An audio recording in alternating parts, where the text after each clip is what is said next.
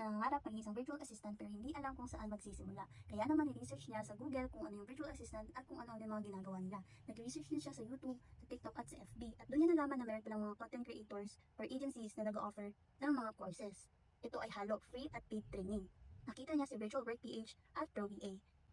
Nagsimula siya sa Virtual Work PH para mas lumawak pa yung kaalaman niya about virtual assistants. At nung may mapili na siyang niche, which is social media management, ay nag-take siya ng ProVA kay Coach Marco.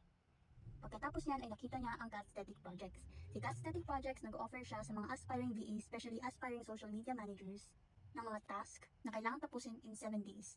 Pagkatapos nun ay nakabuo na si Des ng kanyang CV at portfolio na ginamit niya para mag-apply sa iba't ibang online job platforms at agencies. At dun siya napadpad sa Sphere Rocket. Nung nag-apply siya sa Sphere Rocket, ilang clients ang nakausap niya. Maraming beses siyang nag-fail. Dahil ang kadalasan ang hinahanap ng mga clients ay with prior experience. Pero hindi sumuko si Des. After ilang failure, ay na-hire din si Des na siyang nagpabago sa buhay niya.